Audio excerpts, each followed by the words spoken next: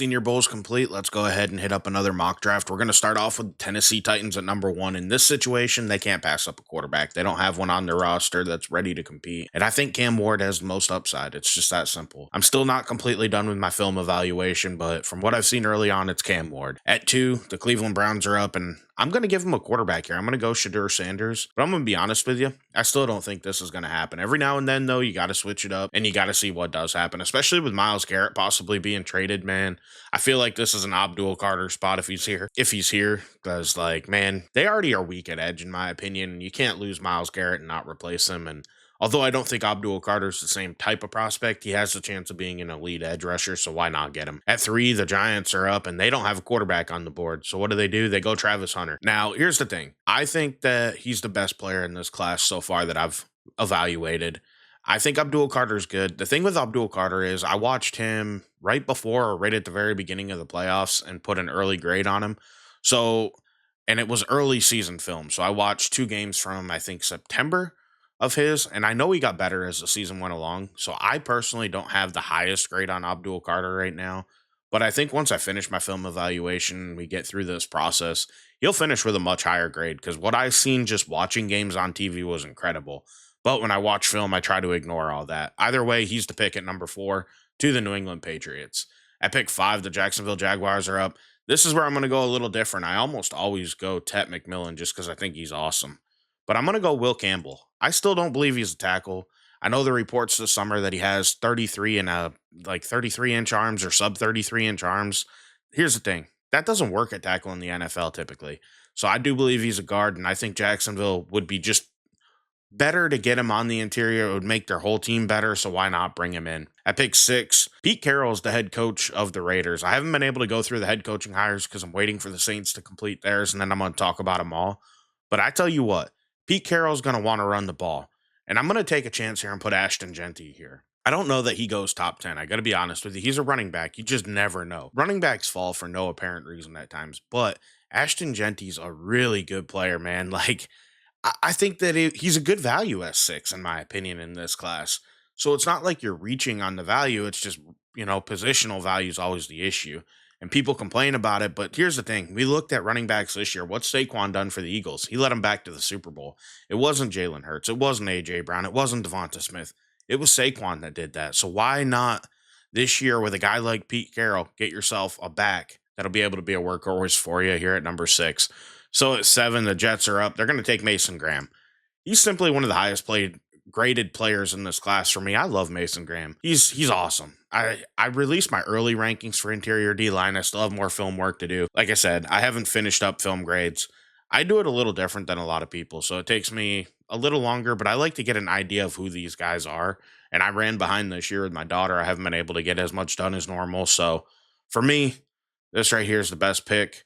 At pick eight, the Carolina Panthers are up, and they're going Tet McMillan. He's awesome. I seen somebody call him like Samoan Justin Jefferson. I think it was that franchise guy, and that was shocking to me. I wouldn't quite go that far, but he is a really good player. He's a smooth mover. He doesn't win with speed. He doesn't need to win with speed. That's not his game. And honestly, you can win in the NFL and not have elite speed. And I like Tet, man. He's a good receiver. I think I'm going to have a really high grade on him when I'm done. Saints, this is where I'm going to go a player that I have graded pretty high, and he did really good at the Senior Bowl, and I think he made himself a lot of money. No, I'm not going with Mike Green because Mickey Loomis is still there. He still has a type at edge. He likes bigger guys, and that's why I'm going to go Shamar Stewart. He's going to step in. He might be able to replace Cam Jordan and move across that D-line because he's 200 and I think 85 pounds at the Senior Bowl. Like, he's still a big boy. He's going to be a great D lineman. He's going to be a great edge rusher. He has a lot of bend, a lot of burst. I think at number 9 to the Saints, honestly, isn't too early. I'd go Mike Green, but he just doesn't fit what Mickey Loomis is looking for. At pick 10, the Bears are up, and they are going to go Mike Green. He's an elite edge rushing prospect. The thing is, his arms are a serious question. He doesn't win with bull rushes. He doesn't use that type of... It's just not the way he plays. And I think that he might be able to get away with having the sub 34-inch arms, but it's still a question. It's something that I could see him slipping because of. The NFL really does value that. And there is a history in that really being what proves to be a successful player or not. At pick 11, the Niners are up. They're going to go tackle Kelvin Banks. Here's the thing. I think he can play guard for him if they need him to, but I personally think he can step in at right tackle And I still have faith that he can become their left tackle of the future when Trent Williams retires. Kelvin Banks is a good player. Here's the thing, he's not a finished product. I do think he needs to get stronger because he doesn't always anchor the best. I think he gets pushed back way more than he should. So I'm thinking if he can add strength to his body, he'll be all right. Like he's technically a good tackle. Now, he could be an elite guard because he isn't the longest guy in the world, and that'd be okay for the Niners as well. I think they could just use the help. At pick 12, there's no Ashton Genty, so what way will the Cowboys go? Well, I decided to give him a right tackle, an Armin Membu. I think he's a really good player. He could play left tackle if he has to, maybe. I'm not done with my eval on him. I told you just a few weeks ago on one of these mocks, I hadn't even evaluated him yet. I watched a couple games and I can see the upside with him. Worst case scenario, he slides inside and you move Tyler Smith back out to left tackle. And there you go. Boom. You got yourself another great offensive line to help build this team around. At pick 13, it's going to be the Miami Dolphins. And this is a pick I continue to make, and it's Malachi Starks. I know he's falling for a lot of people because he didn't have the best season at Georgia, but the dude is awesome. I just don't know what the hate is. Like, I watch him. He is a great athlete at safety. He can play the slot. I have no issues with that, but I do think he'd be best as a deep safety, and there's nothing wrong with that. He's rangy. He's willing to tackle. He can run the alley. Like, he is a really good player. At pick 14, the Colts are up. They're going to go Tyler Warren, man. This is a boring pick, but if he's here, why would they pass on him? I just don't see it happen if he makes it this far. Now at pick 15, there's the Falcons up. This is another pick that I think I'm going to get a lot of hate for. A guy dropped a little bit. I didn't grade him quite as high as I thought I would. I'm almost done with his film eval, and I think I'm a little lower on him than I expected to be, and that's going to be Will Johnson. He's still a really good corner prospect, and he's still going to be ranked highly in this class. So I think value at pick 15 is great. You're getting a little bit of a discount because of the injuries this year. And I think that the Falcons, as badly as they need edge, he's just too good of a value at this spot. I don't value James Pierce this high. I don't value Mykel Williams this high. Here's the thing. Mykel Williams has every tool in the toolbox. I can understand taking a chance on him, maybe starting here, but I'm more of the second half of the first round because Mykel Williams is just a big if. Like, you don't know. He could work out or he could wash out, man. He just hasn't put it together at Georgia. At pick 16, though, that's going to bring the Arizona Cardinals up. And this right here is a pick that I really am excited to make for them. I'm going to give him Walter Nolan. I like Walter Nolan. He's my number 2 interior defensive lineman so far in this class. And the thing is, I don't expect him to drop. He was great at Senior Bowl. He's explosive. He likes to compete. I think he's going to be a really good defensive lineman in the NFL. And I think the Cardinals could use that across their D-line, and it'll just help them be a better team overall. At pick 17, though, the Cincinnati Bengals are up, and they're going to go ahead and take Luther Burden. He's just too good of a value, and they could lose T. Higgins. Let him step in. Why not? At pick 18, it's the Seahawks up. The Seattle Seahawks go Mykel Williams. I could see this happening. In the past, John Schneider liked these guys that needed a little bit of development, so to me, it just makes sense to bring him in. At pick 19, the Tampa Bay Buccaneers are up. This is another kind of my guy type thing. I'm still high on Nick Scorton, and I'm going to put him here. The other thing is, too, people always want to do like a James Pierce or some of these other guys that aren't as big. Todd Bowles has shifted his defense, and he's even said it himself. As a Patriots fan and a Bucs fan, I pay attention to those two teams extremely closely.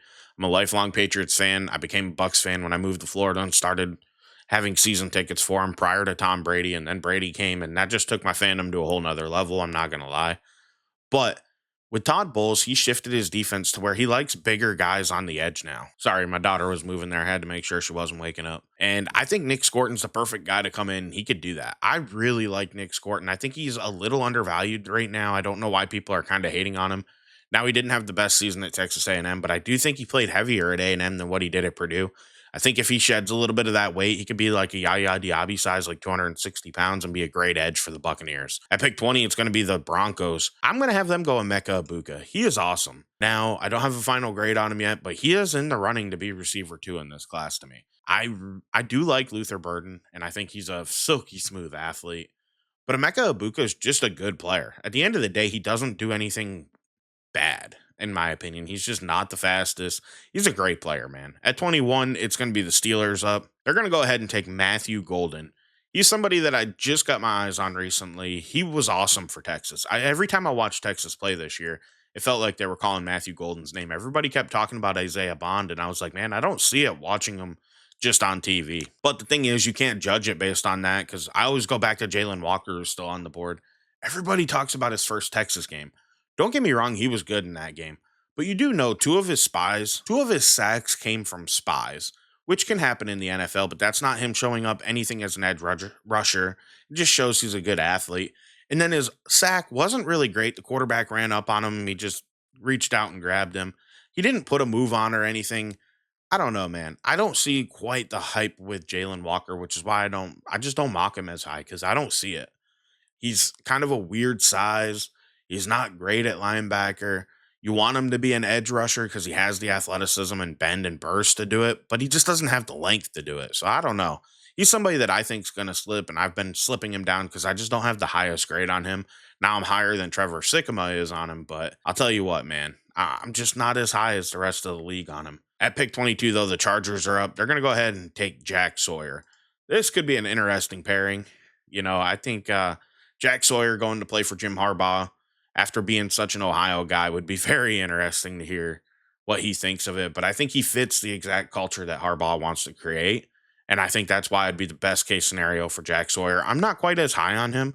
Like, I don't have a grade that is going to put him in the first round pretty much at all. But I'm kind of trusting what other people think here. And I'm going to put him in at 22. I think he's more of a second round guy, in my opinion. But we're going to put him at pick 22 just because I think you'll fit the Chargers. At 23, it's the Green Bay Packers.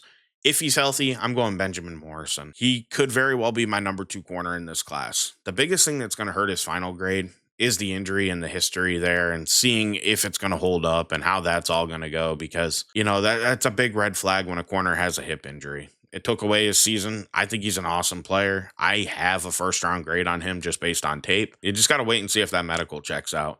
At 24, it's going to be Gray Zabel, the big riser from the Senior Bowl, man. This dude was incredible there. And I mean, he didn't lose a rep from what I've seen. Now, I didn't get to go to Mobile and watch him.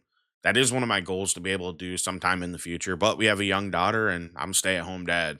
So unless I want to truck my daughter all the way up there and try to bring her to practice every day, it just doesn't work out for me right now to be able to do it. But I watched it on TV and I'm trying to see if I can find the film of it to be able to watch the reps they don't show on TV. I did watch some cut ups of Gray Zabel though, and it claimed it was every rep, and he was awesome. The only thing I didn't see a lot of was team drills, which is what I really want to see.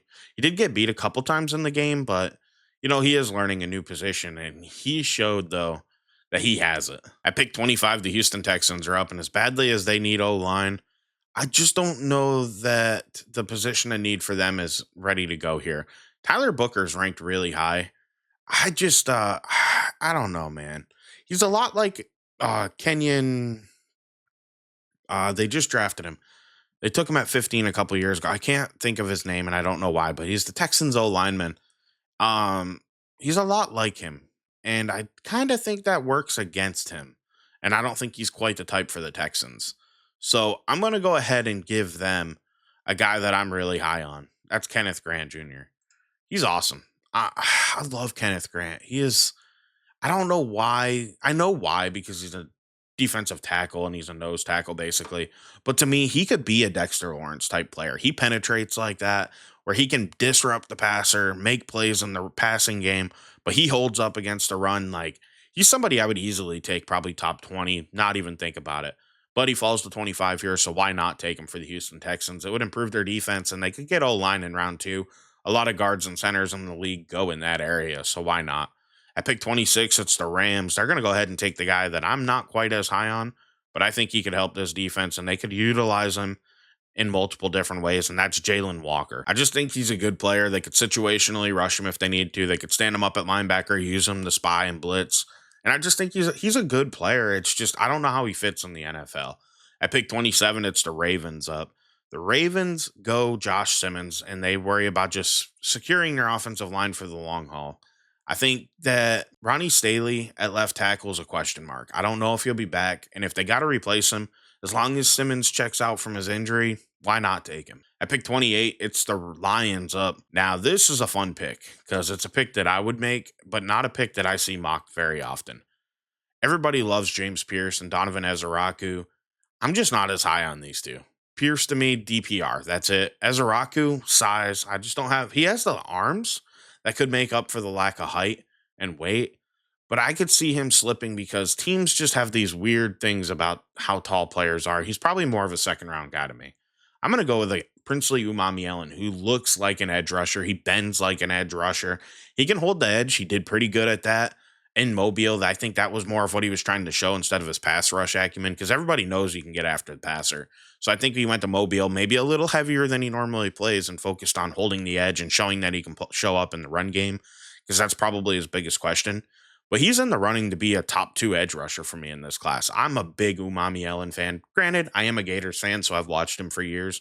And I think that's part of it. I've seen him in person, I've seen him play live, and he's an athlete. He's a twitched up athlete at the edge. Now, he's not Abdul Carter, but I tell you what, he could be an elite edge rusher. And to me, I'd take him top 15. But I do have to grind more tape and get a final grade on everybody to know truly where they rank, but I'm really high on Princely Umamielen.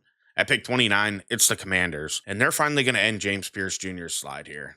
He's just somebody that I don't take in round one. I got to be honest with you. I could maybe traits, which is why I snuck him in here at the end, gets him into the end of round one. But there are far too many guys like this that just don't have the impact you want them to have in the league. At pick 30, it's the Buffalo Bills. They need a playmaker bad. The problem is there isn't one. And a guy that I have rated top 15 right now that I don't know how he fell. I probably overlooked him where I shouldn't have. Like I put Benjamin Morrison to the Green Bay Packers. I probably should have put Jahdae Barron there because he kind of is down PFF's board lower than I would have him, and I kind of missed him. So it's going to be Jahdae Barron going to the Bills. If he manages to fall this far, that's a steal. I just don't see it happening. But you never know. Brian Branch, man, he's always the guy I go back to. He plays a lot like Brian Branch, and he could fall because of that. I picked 31. The Eagles are up, predicting them to lose the Super Bowl here, I guess. They're going to go ahead and take that interior O line, and everybody tells me they don't need anybody. They got Mekhi Becton. Becton's a free agent. People don't realize their favorite teams lose guys in the offseason sometimes, and I don't think Becton will be back. Like their money situation does not make it likely that he returns. He's going to get a big offer to go play guard for somebody else in this league. And I kind of, in a way, hope it could be my New England Patriots. He's just boom bust, and I'm not the biggest fan of bringing him in for that reason. But I could see the Patriots going after him and offering him a huge contract. I'd prefer we go get Trey Smith, of course, from the Chiefs, but I don't know if we're going to be able to do that. Becton, he was awesome this year, but I think he's priced out of the Eagles. So they replaced him with Tyler Booker here, another big nasty guard. And then at pick 32, Josh Connerly fell to the Chiefs. That's probably the best thing for him. So that's going to be it for the mock draft. What do you guys think? What's the worst pick you see on here? What's the one you guys hate the most? I want all the comments I can get down below. I want to thank you for watching. Personally, my least favorite pick of this entire mock is Jahdae Barron going to the Bills. It shouldn't happen. He should be up in this range.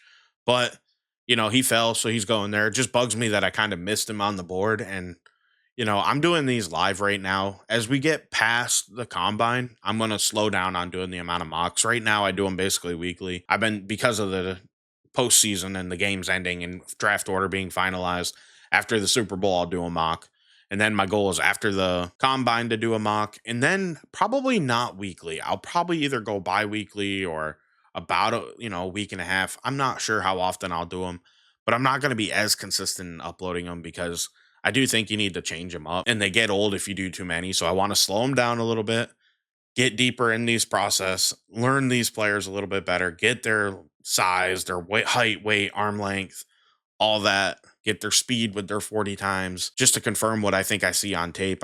That's the one thing that I'm still learning a little bit is the speed. Sometimes they can look fast, but you got to remember where they aligned. If they're running and they're already in motion at top speed at the snap, it's going to look like they're blowing by guys. The reality is they're just at top speed when the corner's dead stopped waiting, and got to backpedal and flip his hips and run. So that's all things I got to figure out, and I'm getting more comfortable with it.